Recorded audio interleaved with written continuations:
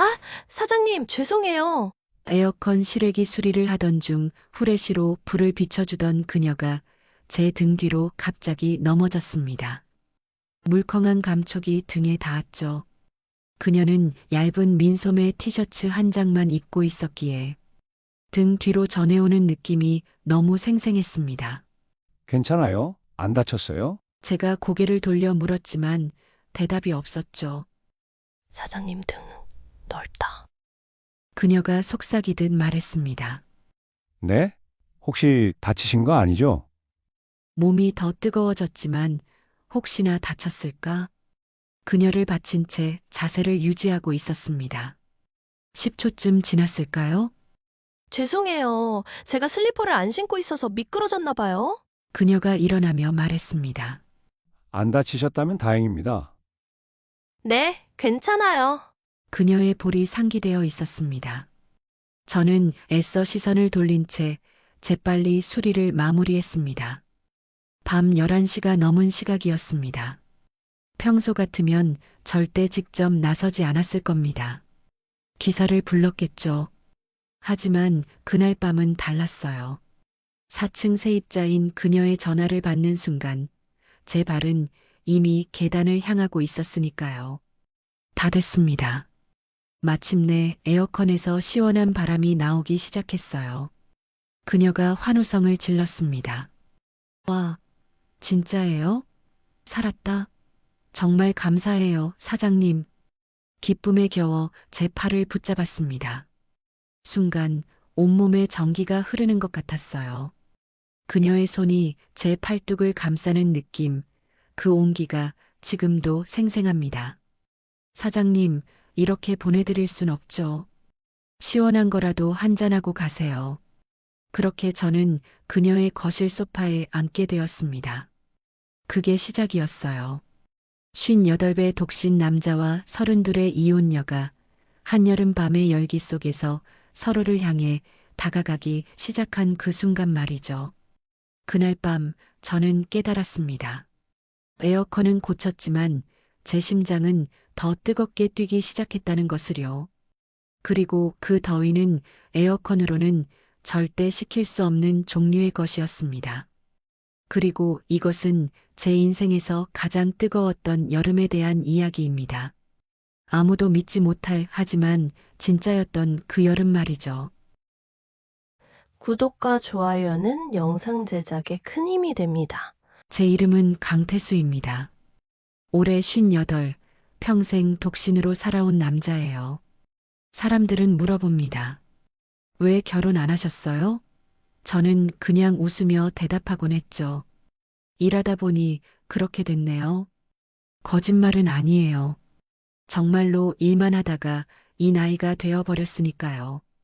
20살에 가전제품 수리 기술을 배우기 시작했습니다.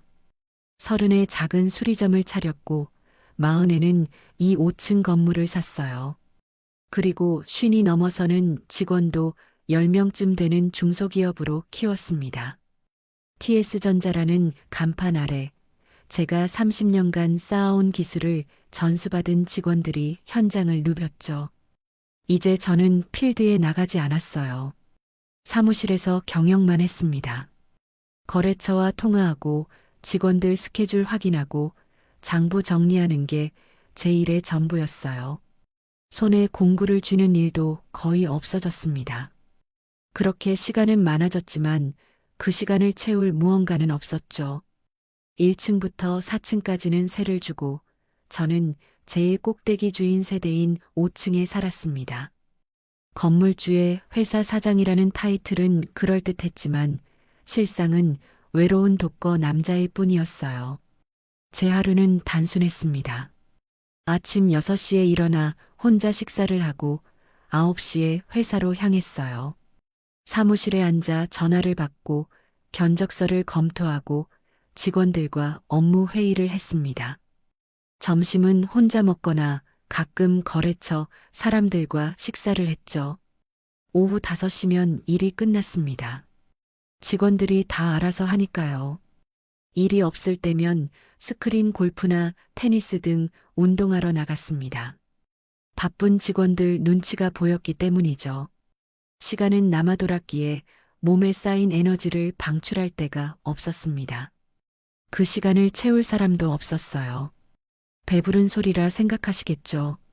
하는 일이 없는 일상은 무료하기 짝이 없었습니다. 퇴근하면 건물 관리차 5층까지 계단으로 올라가죠. 1층에서는 아이가 우는 소리, 2층에서는 부부가 대화하는 소리, 3층에서는 TV에서 흘러나오는 드라마 소리. 그 소리들을 들으며 제 집 문을 열면 그때부터는 고요한 뿐이었죠.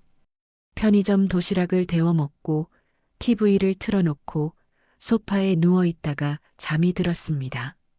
그게 제 삶의 전부였어요. 외롭지 않냐고요? 외로웠습니다. 하지만 익숙했어요.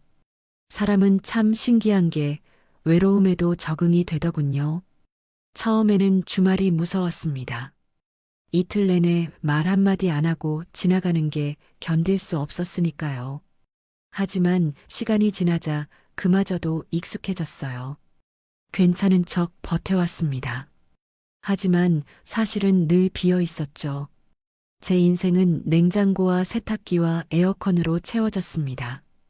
그 차가운 기계들 사이에서 저라는 사람도 점점 차가워지고 있었는지도 몰라요. 그런 제게 그의 여름이 찾아왔습니다. 그리고 4층에 그녀가 이사를 왔죠. 6월 초 평범한 토요일 오전이었습니다. 창문 너머로 이삿짐 센터 트럭이 건물 앞에 서는 게 보였어요. 4층 세입자가 나간 지 일주일 만이었습니다. 지난주 부동산에서 연락받은 새 세입자가 들어오는 모양이었죠. 저는 커피를 한 모금 마시고는 아래층으로 내려갔습니다. 건물주로서 인사라도 해야 할 것 같았으니까요. 계단을 내려가는데 4층 복도에서 누군가 짐을 정리하고 있었습니다. 여자였어요. 30 초반쯤으로 보이는 생머리를 단정하게 묶은 여자가 박스를 들고 방 안으로 들어가고 있었죠. 안녕하세요. 제가 말을 걸자 그녀가 돌아봤습니다. 땀에 젖은 이마를 손등으로 훔치며 미소를 지었어요. 아, 안녕하세요. 저는 5층에 사는 강태수라고 합니다. 아, 주님이시구나. 저는 윤서아라고 해요. 잘 부탁드려요. 주님이요? 네, 건물주님. 요즘은 건물주님을 그냥 주님이라고 불러요. 아, 하하. 그녀는 밝게 웃으며 손을 내밀었습니다. 저는 그 손을 잡았어요. 부드러웠습니다. 땀으로 살짝 젖어 있었지만 오히려 그게 더 생생하게 느껴졌죠. 혼자 이사하시는 겁니까? 네, 혼자 살 거예요. 조용히 지낼게요. 혼자 산다는 말에 저는 묘하게 귀가 솔깃했습니다. 나이를 보니 결혼했을 법도 한데 혼자 산다니. 이혼이라도 한 걸까 하는 생각이 스쳤어요. 불편한 거 있으면 언제든 연락 주세요. 전화번호 드릴게요. 감사해요, 사장님. 저도 드릴게요. 그렇게 우리는 번호를 교환했습니다. 이삿짐을 정리하는 그녀를 보니 왠지 그냥 가기가 미안했어요. 혹시 도와드릴 거 없을까요? 아니에요, 괜찮아요. 거의 다 했어요. 그나저나 사장님, 근처에 괜찮은 식당 있어요? 아, 골목 끝에 냉면집이 괜찮습니다. 중국집도 있고요. 오, 좋다. 나중에 가봐야겠다. 혹시 사장님도 혼자 사세요? 갑작스러운 질문에 저는 잠시 당황했습니다. 네, 혼자 삽니다. 그렇구나. 그럼 우린 같은 처지네요. 그녀가 웃었습니다. 그 웃음이 묘하게 가슴에 남았어요. 그럼 저는 이만 올라가 보겠습니다.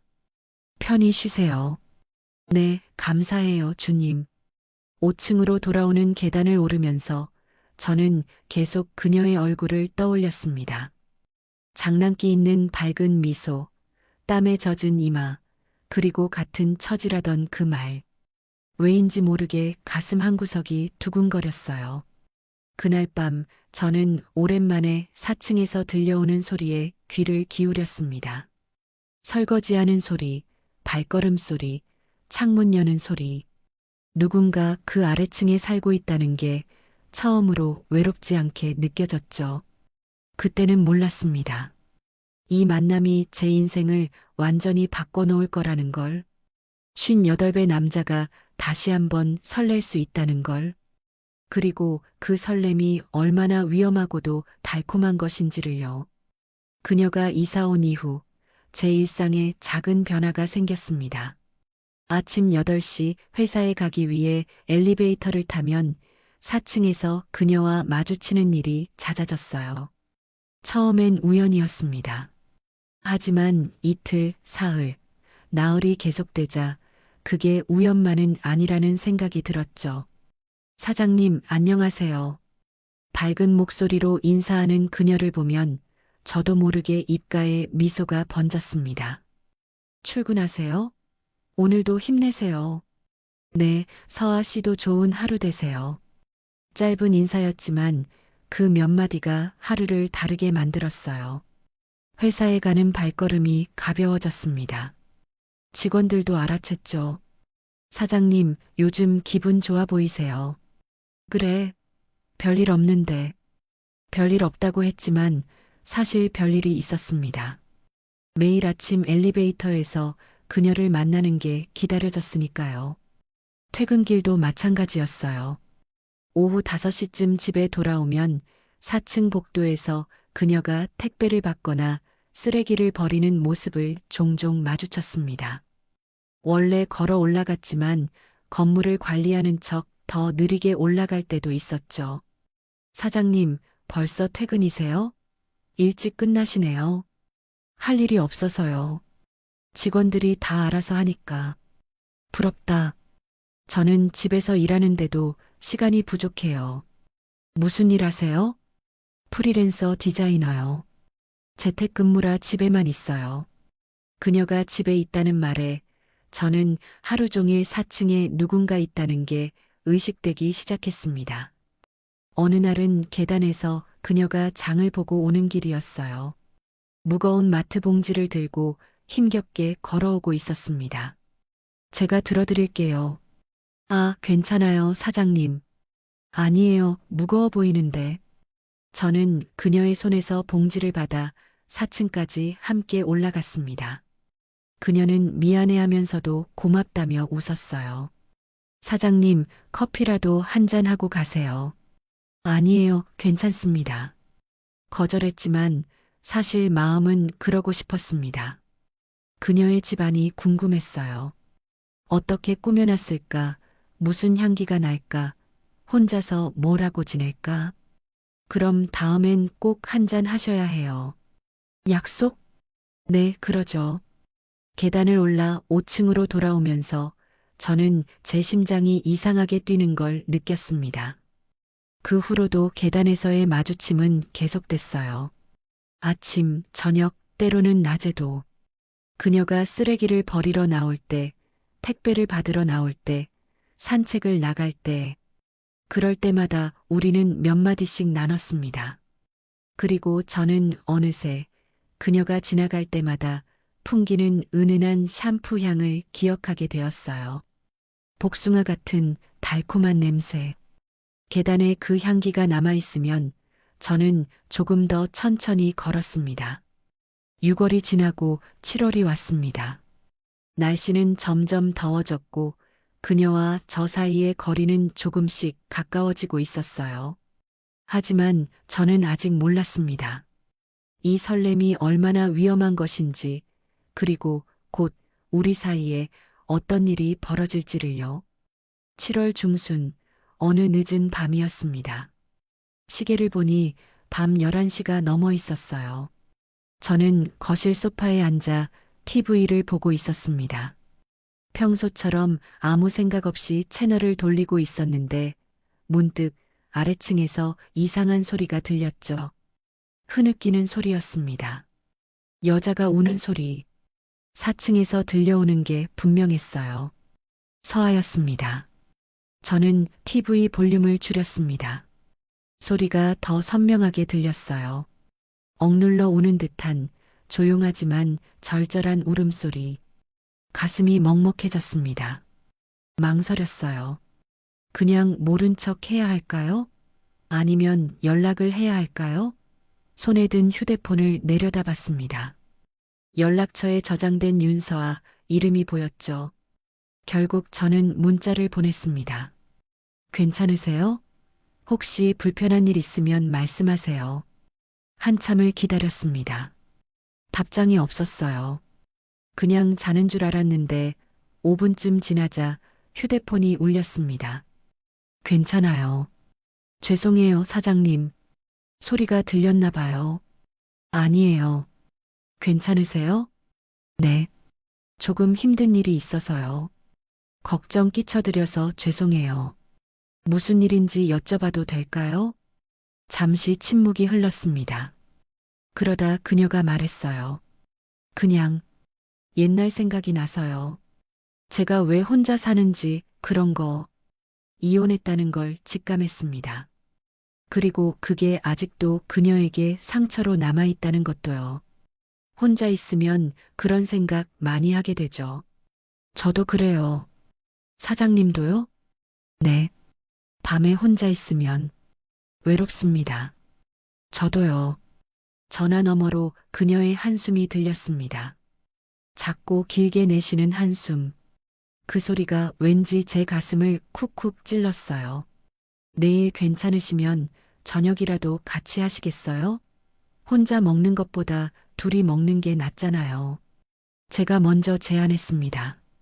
용기를 낸 거였죠. 정말요? 괜찮으세요? 네, 전 괜찮습니다.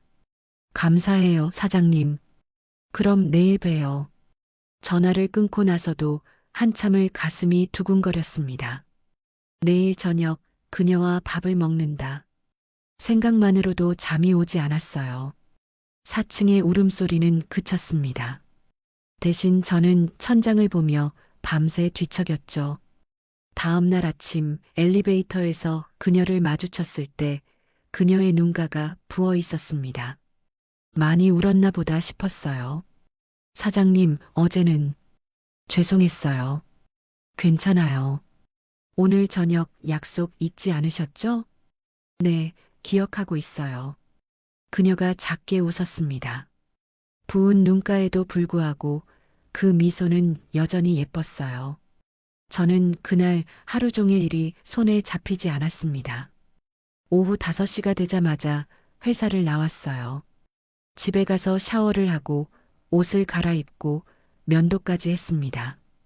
거울을 보니 58배 남자가 설레고 있었죠. 저녁 7시 그녀가 4층에서 내려왔습니다. 원피스를 입은 모습이 신선했어요. 평소 집에서 보던 편한 차림과는 달랐습니다. 우리는 함께 골목 끝 냉면집으로 향했죠. 그리고 그날 밤이 우리 사이의 모든 것을 바꾸기 시작했습니다. 그날 밤 우리는 맥주를 마시며 이런저런 이야기를 했습니다. 냉면집 구석 자리에 마주 앉아 처음으로 서로의 속내를 꺼냈어요. 그녀의 일, 제 일, 건물 세입자들 이야기, 요즘 날씨 이야기. 하지만 나이가 있던 터라 20대처럼 바로 마음속 이야기는 하지 않았죠. 서로의 속내를 조심스럽게 탐색하는 시간이었습니다. 그래도 재미있었어요.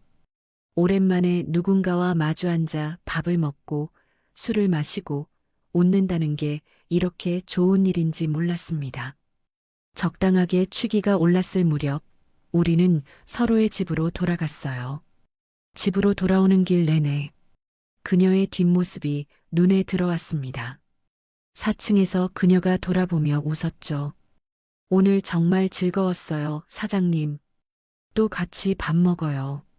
네, 좋습니다. 그날 밤 저는 오랜만에 기분 좋게 잠들 수 있었습니다. 그리고 그것이 시작이 될 줄은 몰랐어요. 그 식사 이후로 우리는 자주 함께 시간을 보냈습니다. 일주일에 2~3번은 함께 저녁을 먹었어요. 때로는 밖에서, 때로는 그녀가 4층에서 요리를 해서 저를 초대했습니다. 처음엔 어색했지만 점점 자연스러워졌죠. 어느 토요일 저녁 그녀가 문자를 보냈습니다. 사장님, 오늘 저녁 제가 해먹을 건데 같이 드실래요? 네, 좋습니다. 저녁 7시 저는 4층 문을 두드렸습니다. 문이 열리자 마늘 볶는 냄새가 코를 찔렀어요. 그녀는 앞치마를 두르고 있었습니다. 어서 와요. 거의 다 됐어요. 거실 테이블에는 이미 반찬들이 차려져 있었어요. 그녀가 주방에서 된장찌개를 들고 나왔습니다.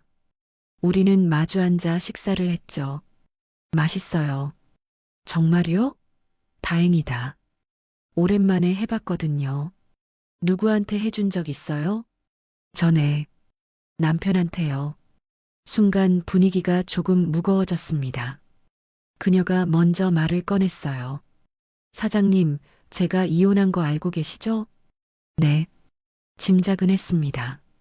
남편이 바람을 피웠어요. 회사 여직원이랑요. 3년이나 속였어요. 그녀의 목소리가 떨렸습니다. 저는 조심스럽게 물었어요. 많이 힘드셨겠어요. 처음엔 죽고 싶었어요. 근데 이제는 오히려 잘된 일 같기도 해요. 그 사람이랑은 진작에 끝났어야 했거든요. 왜요? 관심이 없었어요. 저한테 집에 와도 제 얼굴도 안 봤어요. 말도 안 했고요. 그냥 투명 인간처럼 살았죠. 서아 씨 같은 이쁜 분한테 관심이 없었다고요? 제가 농담조로 말했습니다. 네, 이쁘다고요? 사장님도 참 30이 훌쩍 넘었는데 저에 비하면 아직 애기죠. 그녀는 30 넘어 애기란 소린 처음 듣는다면서 깔깔 웃었습니다. 분위기가 조금 풀렸죠. 저도 비슷해요. 혼자 살면서 제가 있어도 그만, 없어도 그만인 사람 같았어요. 그녀가 저를 물끄러미 바라봤습니다. 촛불 같은 눈빛이었어요. 사장님은 아니에요. 저한텐 있어줘서 고마운 사람이에요. 심장이 쿵 내려앉았습니다. 식사를 마치고 우리는 거실 소파에 나란히 앉았어요. 에어컨 바람이 시원하게 방 안을 채웠습니다. 맥주를 한 캔씩 마시며 TV를 봤죠. 그리고 그때 예상치 못한 일이 벌어지기 시작했습니다. 취기가 살짝 오르자 그녀가 조금씩 제 쪽으로 기울었습니다. 어깨가 제 팔에 닿았어요. 저는 움직이지 않았습니다. 아니, 움직일 수가 없었죠. 에어컨 바람이 시원했지만 제 몸은 점점 뜨거워지고 있었습니다. 사장님. 네, 저 요즘 사장님 생각 자주 해요. 저도요. 그녀가 고개를 들어 저를 올려다봤습니다. 얼굴이 가까웠어요. 숨소리가 들렸습니다. 술 냄새가 아니라 그녀만의 향기가 났죠. 이러면 안 되는 거 맞죠? 왜요? 나이 차이도 많고 저는 이혼녀고 사장님은 요즘은 이혼하는 사람 얼마나 많은데요. 옛날처럼 그런 인식은 거의 사라졌어요. 그녀는 안도하듯 미소 지으며 입술을 살짝 깨물었습니다. 망설이는 눈빛. 하지만 그 눈빛 속에는 다른 것도 있었죠. 기대, 설렘 그리고 욕망. 사장님, 저 오늘 보내기 싫어요. 가슴이 터질 것 같았습니다. 손이 떨렸어요. 하지만 저는 그녀의 어깨를 감싸 안았습니다. 그녀가 제 품에 폭 안겼죠. 따뜻했습니다. 부드러웠어요. 오랜만에 느끼는 사람의 온기였습니다. 우리는 그렇게 한참을 안고 있었어요. 말없이 조용히. 에어컨 소리만 희미하게 들렸습니다. 하지만 그날 밤 우리는 거기까지였어요. 더 이상은 가지 않았습니다. 아니, 가지 못했죠. 두려웠으니까요. 사실 배신을 많이 당했습니다. 골프 클럽에서 만난 30, 40대 여성들은 항상 돈만 보고 접근했기에 그녀도 그런 쪽이 아닌가 하는 의심이 들었습니다. 이런 제가 싫었죠. 하지만 경험은 무시할 수 없었습니다. 상처만 남은 수차례의 경험으로 저는 쉽게 마음을 열기 어려웠죠. 또다시 그런 공허한 느낌은 느끼고 싶지 않았습니다. 밤 11시쯤 저는 5층으로 돌아갔습니다. 그녀는 문 앞까지 배웅을 나왔어요. 오늘 고마웠어요. 저도요. 또 만나요. 네, 또 봬요. 5층으로 올라와 침대에 누웠지만 잠이 오지 않았습니다. 그녀의 온기가, 향기가, 떨리던 숨소리가 계속 머릿속을 맴돌았어요. 그리고 그로부터 일주일 후 그 뜨거운 밤이 찾아왔습니다. 8월 첫째 주 폭염이 절정에 달했어요. 낮 최고 기온이 38도까지 올라갔습니다. 아스팔트에서는 아지랑이가 피어올랐고 뉴스에서는 외출 자제령이 내려졌죠. 밤이 되어도 열기는 가시지 않았습니다. 밤 10시 저는 5층에서 에어컨 바람을 쐬고 있었어요. 샤워를 2번이나 했지만 금방 땀이 났습니다. 티셔츠는 등에 달라붙었죠. 그때 휴대폰이 울렸습니다. 사장님, 서아의 목소리였습니다. 평소와 달리 떨리고 있었어요. 네, 서아 씨. 에어컨이 갑자기 안 돼요. 지금요? 네. 아까까지 잘 나왔는데 갑자기 멈췄어요. 너무 더워서 견딜 수가 없어요. 시계를 봤습니다. 밤 11시가 다 되어가고 있었어요.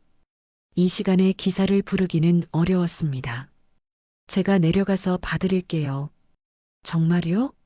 이렇게 늦은 시간에. 괜찮아요. 금방 갈게요. 전화를 끊고 공구 가방을 챙겼습니다. 오랜만에 손에 쥐는 공구였어요. 거울을 보고 땀을 닦고 깨끗한 티셔츠로 갈아입었습니다. 심장이 빠르게 뛰었습니다. 단순히 에어컨을 고치러 가는 게 아니라는 걸 알고 있었어요. 그리고 그날 밤이 우리의 모든 것을 바꿀 거라는 것도요. 4층 문을 두드렸습니다. 문이 열렸어요. 그리고 저는 그녀를 봤습니다. 짧은 면 반바지와 흰색 민소매 티셔츠. 머리는 높이 묶었고 목덜미와 어깨에는 땀방울이 송골송골 맺혀 있었습니다. 얼굴은 더위로 붉게 상기되어 있었어요. 사장님, 정말 죄송해요. 괜찮아요. 어디 한번 봅시다. 거실로 들어서자 열기가 확 밀려왔습니다. 온도계를 보니 32도였어요. 창문은 활짝 열려 있었지만 바람은 오히려 더 뜨거웠습니다. 샤워를 5번이나 했는데도 계속 땀이 나요. 그녀가 부채질을 하며 말했습니다. 민소매 사이로 드러난 어깨가 땀으로 반짝였어요. 쇄골 위로 땀방울이 천천히 흘러내렸습니다. 저는 시선을 돌리고 에어컨으로 향했습니다. 공구 가방을 열고 사다리에 올라 에어컨 커버를 열었어요. 손에 익은 작업이었습니다. 와, 역시 프로시네요. 뒤에서 그녀의 목소리가 들렸습니다. 저는 작업에 집중했어요. 하지만 그녀가 바로 아래에 서 있다는 게 온몸으로 느껴졌습니다. 사장님, 이거 필요하세요? 그녀가 공구를 건네주기 위해 다가왔습니다. 손이 스쳤어요. 부드럽고 따뜻했습니다. 감사합니다. 목소리가 낮게 나왔습니다. 본체를 확인하고 베란다 실외기 쪽으로 향했습니다. 아무래도 실외기 문제인 것 같아요. 전등을 켰지만 수리하기엔 어두웠습니다. 서아 씨, 여기 플래시로 좀 비춰주세요. 비좁은 베란다에서 쪼그려 앉아 실외기를 확인했죠. 등 바로 뒤에서 그녀가 불을 비춰주고 있었습니다. 그때였습니다. 꽈당. 아, 사장님, 죄송해요. 플래시로 불을 비춰주던 그녀가 제 등 뒤로 갑자기 넘어졌습니다. 물컹한 감촉이 등에 닿았죠. 그녀는 얇은 민소매 티셔츠 한 장만 입고 있었기에 등 뒤로 전해오는 느낌이 너무 생생했습니다. 괜찮아요? 안 다쳤어요? 제가 고개를 돌려 물었지만 대답이 없었죠. 사장님 등 넓다. 그녀가 속삭이듯 말했습니다. 네, 혹시 다치신 거 아니죠? 몸이 더 뜨거워졌지만 혹시나 다쳤을까? 그녀를 받친 채 자세를 유지하고 있었습니다. 10초쯤 지났을까요? 죄송해요. 제가 슬리퍼를 안 신고 있어서 미끄러졌나 봐요. 그녀가 일어나며 말했습니다. 안 다치셨다면 다행입니다. 네, 괜찮아요. 그녀의 볼이 상기되어 있었습니다. 저는 애써 시선을 돌린 채 재빨리 수리를 마무리했습니다. 30분쯤 지나자 에어컨이 다시 작동하기 시작했어요. 시원한 바람이 방 안을 가득 채웠습니다. 와, 살았다. 그녀가 환호성을 질렀습니다. 에어컨 바람을 맞으며 팔을 벌렸어요. 민소매 사이로 드러난 겨드랑이, 반바지 아래로 길게 뻗은 다리. 저는 재빨리 시선을 돌렸습니다. 정말 감사해요, 사장님. 이렇게 늦은 시간에. 아니에요. 다행이네요. 공구를 정리하며 말했습니다. 그녀가 냉장고로 가더니 맥주 2캔을 들고 왔어요. 이렇게 보내드릴 순 없죠. 시원한 거 마시고 가세요. 괜찮아요. 안 돼요. 제발요, 사장님. 이렇게 더운 날 일하셨는데 거절할 수가 없었습니다. 저는 소파에 앉았어요. 그녀도 바로 옆에 앉았습니다. 가까웠어요. 너무 가까웠습니다. 맥주를 따서 건넸습니다. 우리는 잔을 부딪혔어요. 짠! 시원한 맥주가 목으로 넘어갔습니다. 에어컨 바람이 땀을 식혔어요. 하지만 제 안의 열기는 더 뜨거워지고 있었습니다. 사장님. 네. 요즘 사장님 생각 많이 해요. 갑작스러운 고백이었습니다. 저는 맥주캔을 든 채 그녀를 바라봤어요. 그녀도 저를 보고 있었습니다. 저도. 그래요. 진짜요? 네. 솔직히 말하면 엘리베이터에서 서아 씨 만나는 게 요즘 제일 기다려져요. 그녀가 작게 웃었습니다. 눈가에 주름이 잡혔어요. 그 모습조차 예뻤습니다. 사장님은 왜 결혼 안 하셨어요? 이렇게 좋은 분인데. 글쎄요. 일만 하다 보니 그렇게 됐네요. 지금 생각하면 핑계였던 것 같아요. 무슨 핑계요? 외로움을 인정하기 싫었던 거죠. 혼자 사는 게 편하다고, 자유롭다고 스스로를 속였던 것 같아요. 그녀가 고개를 끄덕였습니다. 저도 그래요. 이혼하고 나서 혼자 사는 게 편할 줄 알았어요. 근데 외롭더라고요. 많이 힘들었겠어요. 힘들었죠. 근데 요즘은 덜 외로워요. 왜요? 사장님 때문에요. 그 순간 뭔가가 무너지기 시작했습니다. 심장이 쿵 떨어지는 것 같았습니다. 그녀가 제 쪽으로 조금 더 다가왔어요. 가슴이 제 팔에 닿았습니다. 사장님, 저 이상한가요? 뭐가요? 이렇게 사장님한테 기대고 싶은 마음이요. 나이 차이도 많은데 이상하지 않아요. 사람 마음이란 게 원래 그런 거니까. 진짜요? 저도 서아 씨한테 기대고 싶으니까요. 그녀가 눈을 감았습니다. 긴 속눈썹이 떨렸어요. 입술을 살짝 깨물었습니다. 사장님, 저 오늘 혼자 있기 싫어요. 서아 씨, 조금만 이렇게 같이 있어도 될까요? 저는 대답 대신 팔을 들어 그녀의 어깨를 감싸 안았습니다. 그녀가 제 품에 폭 안겼어요. 따뜻했습니다. 부드러웠습니다. 그녀의 머리에서 샴푸 향기가 났습니다. 복숭아 향, 계단에서 맡던 그 향기였어요. 이제는 이렇게 가까이에서 느껴지고 있었습니다. 따뜻해요, 사장님. 저도요. 제가 너무 빨리 가는 건가요? 아니에요. 근데 왜 제가 이러는지 모르겠어요. 사장님 보면 자꾸 안기고 싶어져요. 사실 아까도.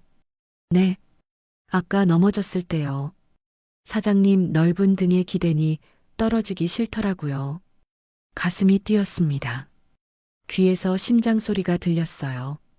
그녀가 고개를 들어 저를 올려다봤습니다. 얼굴이 가까웠어요. 숨소리가 들렸습니다. 그녀의 눈이 제 입술을 바라봤죠. 사장님, 네, 키스 해도 돼요? 저는 대답할 수 없었습니다. 아니, 대답 대신 행동했어요. 천천히, 조심스럽게 제 입술을 그녀의 입술에 갖다 댔습니다. 부드러웠습니다. 따뜻했어요. 세상이 멈춘 것 같았습니다. 그녀가 제 목에 팔을 감았습니다. 키스가 깊어졌어요. 시간이 얼마나 흘렀는지 알 수 없었습니다. 입술을 떼었을 때 우리는 숨을 헐떡이고 있었어요.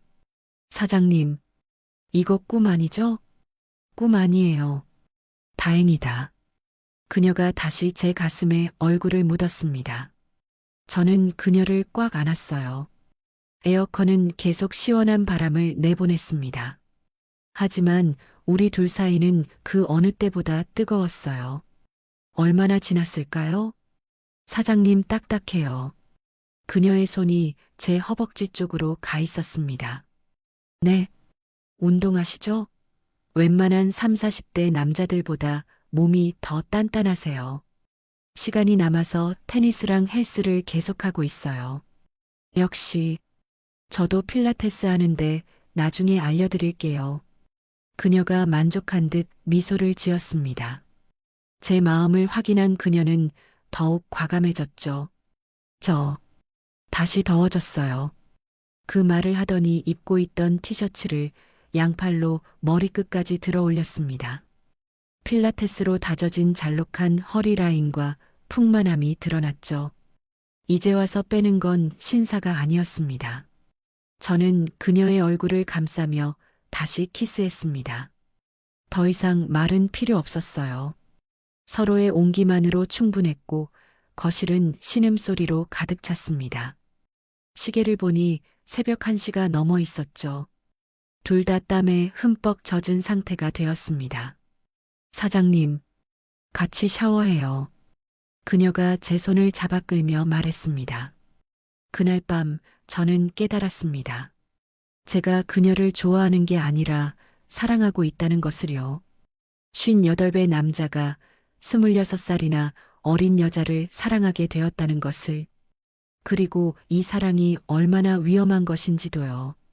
하지만 멈출 수가 없었습니다. 이미 선을 넘어버렸으니까요. 그리고 솔직히 멈추고 싶지도 않았습니다. 그녀와 함께 있을 때만큼은 저는 다시 살아있는 사람이 된 것 같았으니까요. 다음 날부터 우리의 관계는 완전히 달라졌습니다. 그날 이후 모든 게 달라졌습니다. 아침에 계단에서 마주치면 이제는 눈빛만으로도 통했어요. 아무 말 없이도 서로가 무슨 생각을 하는지 알 수 있었습니다. 안녕하세요, 사장님. 평범한 인사였지만 그녀의 눈빛은 달랐습니다. 간밤의 키스를, 포옹을, 그 모든 걸 기억하고 있다는 눈빛이었어요. 좋은 하루 되세요, 서아 씨. 저도 마찬가지였습니다. 겉으로는 예의 바른 건물주와 세입자였지만 우리는 이미 그 이상이었어요. 그날 저녁 그녀에게서 문자가 왔습니다.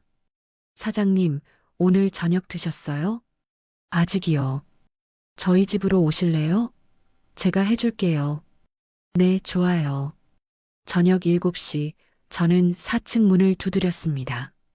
문이 열리자마자 그녀가 제 손을 잡아 끌었어요.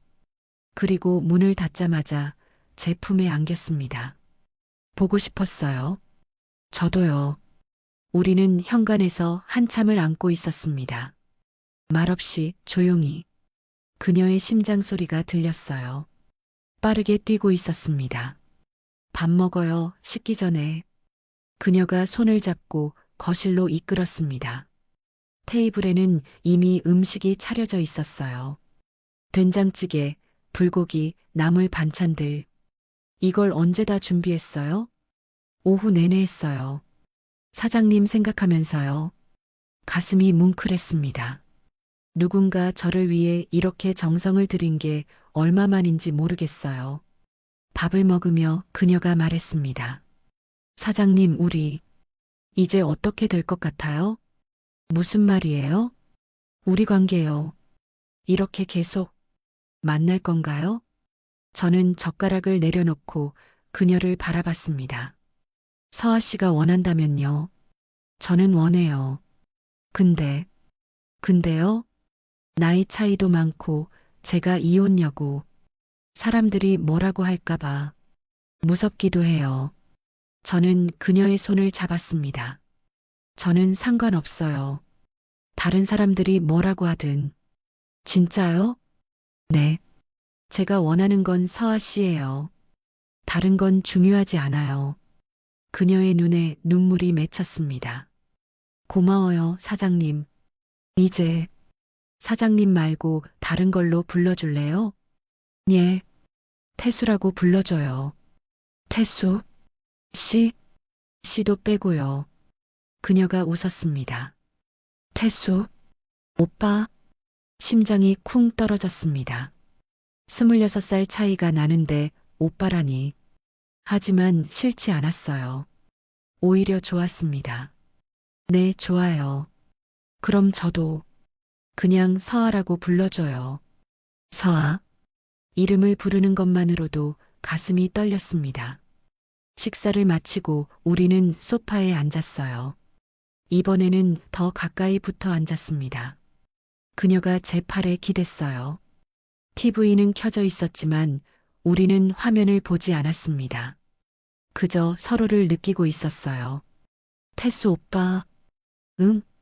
저 오빠 품에 있으면 너무 편하네요. 오랜만에 이런 기분이에요. 나도 그래. 이게 사랑인가요? 저는 그녀의 얼굴을 들어 올렸습니다. 눈을 마주쳤어요. 나는 그런 것 같아. 서아를 사랑하는 것 같아. 저도 오빠 사랑해요. 우리는 다시 키스했습니다. 어제보다 더 깊게, 더 뜨겁게. 매일 밤 우리는 더 깊은 곳으로 나아갔습니다. 그녀의 손이 제 셔츠 단추를 풀기 시작했고 저는 그녀를 막지 않았어요.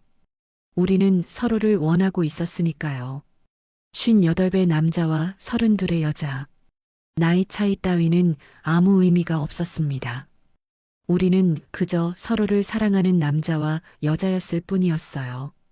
새벽 3시 저는 그녀의 품에 안긴 채 잠들었습니다. 평생 혼자 자던 침대가 아니라 사랑하는 사람과 함께하는 침대에서요. 그날 이후 우리의 삶은 완전히 달라졌습니다. 아침이 되면 저는 4층으로 내려갔어요. 문을 두드리는 대신 이제는 초인종을 짧게 2번 눌렀습니다. 우리만의 신호였죠. 문이 열리면 그녀가 잠옷 차림으로 서 있었습니다. 부스스한 머리, 잠이 덜 깬 얼굴. 하지만 저를 보면 환하게 웃었어요. 오빠 아침은 먹고 가요. 응, 고마워. 그녀가 차려준 아침 식사를 먹고 출근 준비를 하고 현관에서 키스를 나누고 회사로 향했습니다. 마치 오래된 부부 같은 루틴이었어요. 오후 5시 회사에서 돌아오면 4층에 불이 켜져 있었습니다. 그녀가 집에 있다는 신호였어요. 저는 5층에 잠깐 들렀다가 씻고 옷을 갈아입고 다시 4층으로 내려갔습니다. 오빠 왔어요? 그녀가 주방에서 요리를 하고 있었습니다. 앞치마를 두른 모습이 너무 사랑스러웠어요. 저는 뒤에서 그녀를 껴안았습니다. 뭐해? 오빠 좋아하는 된장찌개요. 고마워. 우리는 함께 저녁을 먹고 설거지를 하고 소파에 앉아 TV를 봤습니다. 아니, 정확히는 TV를 켜놓기만 하고 서로를 안고 있었어요. 오빠, 응? 행복해요. 나도. 이렇게 매일 같이 있을 수 있어서 좋아요. 저도 마찬가지였습니다. 평생 혼자 살면서 한 번도 느껴보지 못한 행복이었어요. 어느 토요일 오후 우리는 함께 장을 보러 나갔습니다. 마트에서 카트를 밀며 이것저것 고르는 모습이 정말 부부 같았어요. 오빠, 이거 좋아해요? 응, 좋아해. 그럼 사야겠다. 계산을 하고 나오는데 1층 세입자와 마주쳤습니다. 아, 사장님, 장 보셨어요? 네, 안녕하세요. 어머, 같이 오셨네요? 두 분 사이가 좋으신가 봐요. 순간 당황했지만 서아가 자연스럽게 웃으며 말했어요. 사장님이 차로 데려다 주신대요. 짐도 많고 해서요. 그렇구나. 우리 사장님 참 친절하시죠? 네, 정말 좋으신 분이세요. 집으로 돌아와 웃음이 터졌습니다. 오빠 떨었죠? 얼굴 빨개졌어요. 너도 떨었잖아. 그래도 들키지 않았으니 다행이에요. 우리는 비밀 연애를 하고 있었습니다. 같은 건물에 살면서 매일 만나면서도 아무도 눈치채지 못하게 조심했어요. 낮에는 건물주와 세입자, 밤에는 연인.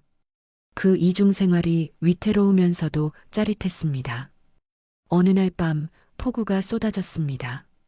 천둥 번개가 치는 밤이었어요. 띵동. 오빠, 무서워요. 문을 열자 그녀가 떨고 있었어요. 천둥 소리가 너무 무서워요. 괜찮아, 내가 있잖아. 어서 들어와. 그날 밤 저는 그녀를 꼭 안고 함께 잤습니다. 천둥이 칠 때마다 움찔하는 그녀를 더 세게 안아주었어요. 오빠가 있으니까 안 무서워요. 응, 내가 지켜줄게. 8월이 지나고 9월이 왔습니다. 무더웠던 여름도 서서히 끝나가고 있었어요. 하지만 우리의 사랑은 식지 않았습니다. 오히려 더 뜨거워지고 있었죠. 그리고 저는 생각했습니다. 이 관계를 계속 숨겨야 할까? 아니면 당당하게 밝혀야 할까? 하지만 그 결정을 내리기도 전에 예상치 못한 일이 벌어졌습니다. 그날은 평범한 화요일이었습니다. 저는 오후 4시쯤 회사를 나왔어요. 급한 일이 없었고 서아가 보고 싶었으니까요. 집에 도착해 4층으로 내려가려는데 계단에서 2층 세입자 부인과 마주쳤습니다. 어머, 사장님, 벌써 퇴근이세요? 네, 오늘 일찍 끝났어요. 요즘 사장님 자주 일찍 오시는 것 같던데 무슨 좋은 일 있으세요? 순간 가슴이 철렁했습니다. 아, 별일 없어요. 그냥 날씨가 좋아서요. 그렇구나. 근데 말이에요, 사장님. 네. 4층 세입자분이요. 남자 자주 오시는 것 같던데. 혹시 아세요? 온몸이 굳었습니다. 남자요? 네, 저녁마다 계단에서 소리 들리고 그래서요. 혹시 남자친구 있는 건가 해서요. 아, 글쎄요. 제가 그런 건 잘 모르겠는데요. 그렇구나. 뭐, 혼자 사는 분이 남자친구 있을 수도 있죠. 그냥 궁금해서요. 가슴이 두근거렸습니다. 들킬 뻔했어요. 그 부인 별명이 생생정보통이었습니다. 그분이 알면 모든 동네 사람이 아는 건 시간 문제였죠. 2층 부인과 헤어지고 5층으로 올라갔습니다. 4층으로 바로 내려갈 수 없었어요. 한참을 기다렸다가 저녁 7시쯤 되어서야 조심스럽게 4층으로 내려갔습니다. 오빠, 문을 열자마자 서아가 안겼습니다. 저는 그녀를 안으면서도 마음 한구석이 불안했어요. 서아야. 응? 우리 조금 조심해야 할 것 같아. 저는 2층 부인이 한 말을 전했습니다. 서아의 표정이 굳었어요. 벌써 눈치챈 거예요? 아직 확실히는 모르는 것 같아. 근데 의심은 하는 것 같아. 서아가 불안한 눈으로 저를 바라봤습니다. 오빠, 우리 어떡하죠? 4층은 소리가 날지 모르니 우리 집으로 가자. 그렇게 해서 4층보단 5층이 낫다 생각해 매일 밤 서아가 우리 집으로 올라왔습니다. 평범한 토요일 아침이었습니다. 눈을 떠보니 제 침대에 서아가 자고 있었죠. 어젯밤 늦게까지 함께 있다가 그대로 잠들어 버린 겁니다. 서아의 평화로운 얼굴을 보며 미소를 지었어요. 이런 아침이 매일이면 좋겠다고 생각했습니다. 그때였습니다. 쾅쾅쾅. 갑자기 현관문을 두드리는 소리가 났습니다. 아니, 두드린다기보다는 거의 부수는 수준이었어요. 오빠, 오빠. 순간 귀를 의심했습니다. 그 목소리, 분명히 아는 목소리였어요. 태수 오빠, 나야. 은지야, 문 열어줘. 온몸이 얼어붙었습니다. 은지, 5년 전 골프 모임에서 만났던 그 여자였어요. 서아가 눈을 떴습니다. 오빠, 누구예요? 잠깐만. 저는 서둘러 옷을 걸쳐 입고 현관으로 나갔습니다. 문을 열자 정말로 은지가 서 있었어요. 눈이 퉁퉁 부어 있었습니다. 울었나 봐요. 오빠, 드디어 찾았다. 은지 씨, 왜 여기 온 겁니까? 오빠, 나 잘못했어. 진짜 잘못했어. 그녀가 갑자기 제 가슴에 매달렸습니다. 저는 황급히 그녀를 떼어냈어요. 무슨 소리예요? 갑자기 왜 이러는 겁니까? 5년 전 은지는 저와 잠깐 만났던 사이였습니다. 골프 모임에서 알게 되어 몇 번 식사를 했죠. 하지만 그녀는 곧 저를 떠났어요. 저보다 5살 어린 의사를 만났다면서요. 돈을 보고 간 거였습니다. 파혼당했어, 오빠. 그 남자가 날 차버렸어. 그게 나랑 무슨 상관입니까? 오빠, 나 돌아갈 데가 없어. 제발 받아줘. 오빠가 좋았어, 진짜로. 저는 고개를 저었습니다. 은지 씨, 이제 우리 사이는 훨씬 전에 끝났어요. 그리고 저는 그때였습니다. 뒤에서 목소리가 들렸어요. 오빠, 이 사람 누구예요? 서아가 나온 겁니다. 제 티셔츠를 입고 부스스한 머리로 문 앞에 서 있었어요. 은지의 얼굴이 일그러졌습니다. 뭐야? 이녀는 누구야? 말 조심하세요. 제가 소리쳤습니다. 하지만 은지는 멈추지 않았어요. 태수 오빠, 이 여자가 누구냐고. 나보다 어린 여자 데려다 놓고 당신이 상관할 바 아니에요. 돌아가세요. 서아가 제 뒤로 와서 제 팔을 잡았습니다.